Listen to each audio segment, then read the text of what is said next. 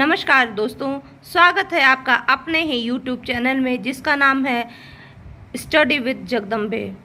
आज मैं आपके सामने हिंदी गद्य साहित्य के इतिहास के बारे में विस्तार से चर्चा करूंगी, जिसमें हम आज आदिकाल के बारे में विस्तार से बात करेंगे। यदि आपको मेरा यह प्रयास अच्छा लगा हो तो कृपया मेरे चैनल को लाइक, सब्सक्राइब और शेयर करना ना भूलें। यदि इससे के विषय में आपको और अधिक जानकारी चाहिए तो मुझे कमेंट बॉक्स में प्रश्न करके पूछ सकते हैं। धन्यवाद। तो आज हम बात करेंगे प्राचीन युग की, जिसे आदि युग भी कहते हैं।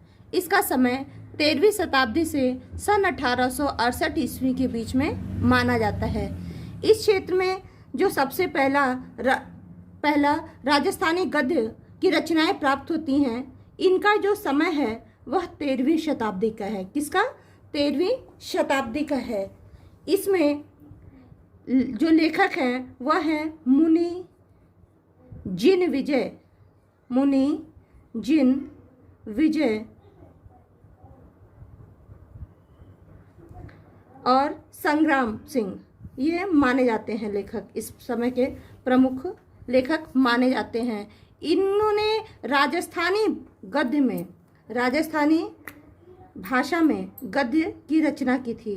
राजस्थानी भाषा में अपनी गद्य रचनाएं लिखी थी, जिसका विधा का प्रयोग इन्होंने जो किया था वह चरित्र कथा और वार्ता साहित्य। इसमें चरित्र कथा और वार्ता के रूप में इनका साहित्य देखने को मिलता है। इनके साहित्य की जो विशेषता है वह है कि इन्होंने जैन धर्म के साहित्य जो दर्शन था उसका उपदेश और उनके सिद्धांतों को अपने रचनाओं का प्रमुख विषय बनाया था। दूसरा है ब्रजभाषा गद्य साहित्य। इसके पहले जो 13वीं शताब्दी का गद्य है वह हमें दान पत्रों, पट्टे, परवानों, सनदों और व्याख्याओं के रूप में प्राप्त होता है। अगला चलते हैं ब्रजभाषा गद्य की ओर। जो ब्रजभाषा गद्य है वह 14वीं शताब्दी से लेकर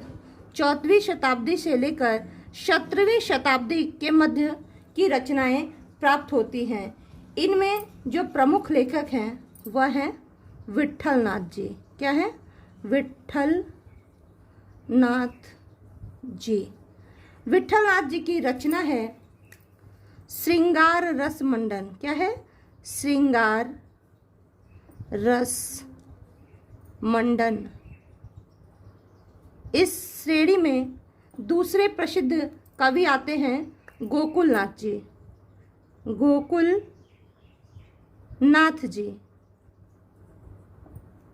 गोकुल नाथ जी की दो रचनाएं पाई जाती हैं। पहली है 84 वैष्णवन की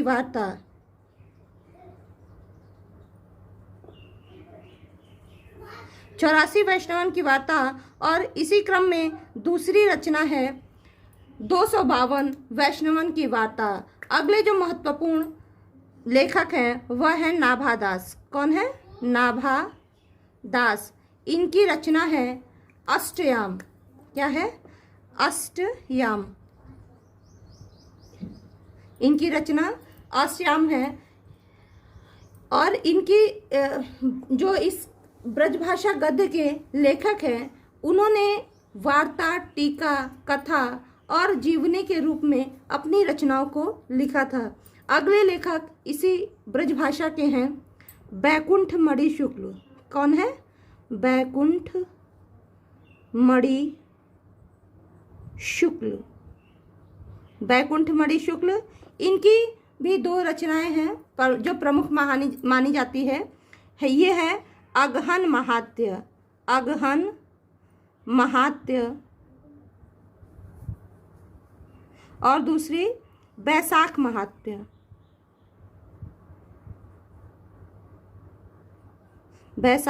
महात्म्य। इन्होंने जो रचना लिखी वह ब्रज भाषा में लिखी। किस में लिखी? ब्रज भाषा। इसकी जो भाषा थी इस समय की रचनाओं की, वह थी ब्रज भाषा के आसपास इन्होंने रचनाएं लिखी। इन्होंने ब्रज भाषा में रचनाएं लिखी और इनका जो क्षेत्र था उन्होंने गद्य के मौलिक, अनुदित और पद्य से युक्त गद्य रचनाओं का प्रयोग किया था। अगला क्रम इसी क्रम में है खड़ी बोली का जागरण काल।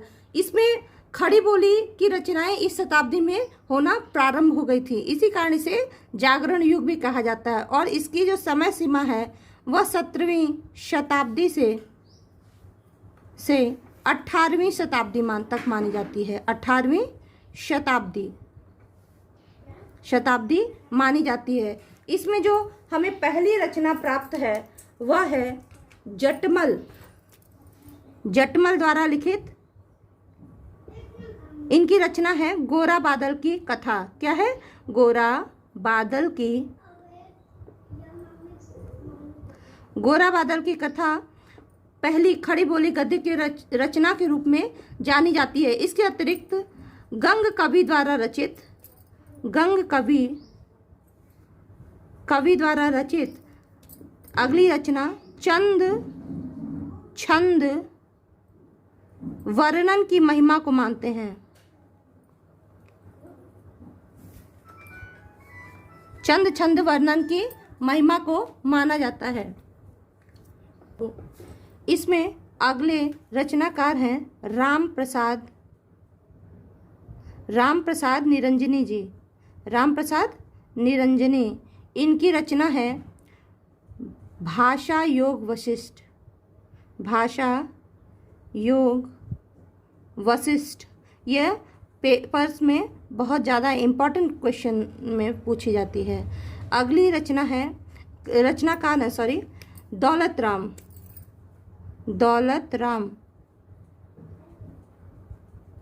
दौलत राम की जो रचना है वह है पद्म पुराण। इस समय के जो रचनाकार या लेखक थे उनके जो साहित्य का क्षेत्र था वह कथा और वार्ता साहित्य तक ही सीमित रहा। इन्होंने ब्रज मिश्रित खड़ी बोली, इन्होंने इस समय जो खड़ी बोली की रचनाएं देना शुरू किया वह ब्रज भाषा से मिश्रित थी, इसलिए इनकी जो भाषा है वह ब्रज मिश्रित खड़ी बोली कहा जाता है। जैसा कि आप लोग जानते हैं खड़ी बोली जो गद्य है वो मेरठ और दिल्ली के आसपास के क्षेत्र में बोली जाने वाली रचना कहलाती है। चौथा है समय जो है वह खड़ी बोली का उन्नयन काल के रूप में माना जाता है। इसका समय 18वीं शताब्दी माना जाता है। क्या माना जाता है? 18वीं शताब्दी।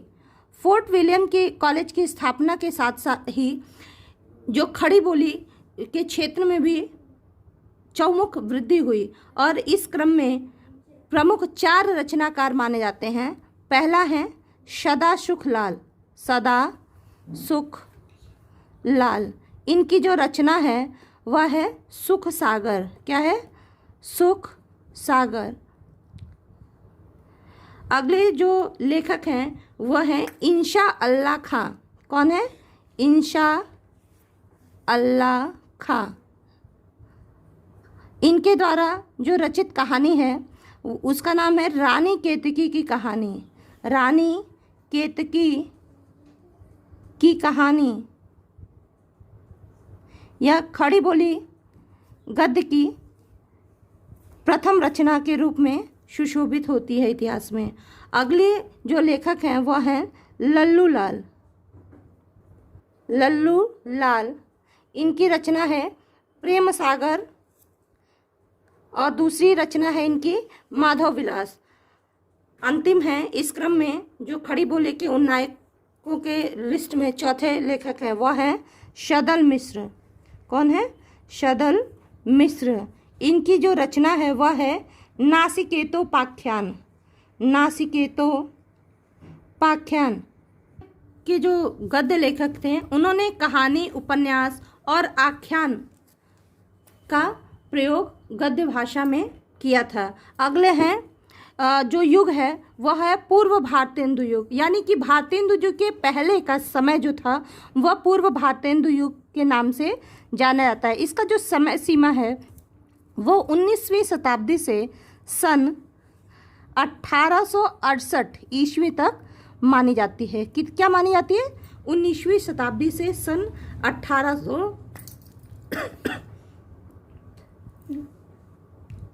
19वीं शताब्दी से सन 1868 के मध्य मानी जाती है। इनमें दो लेखकों का बहुत वर्चस्व था।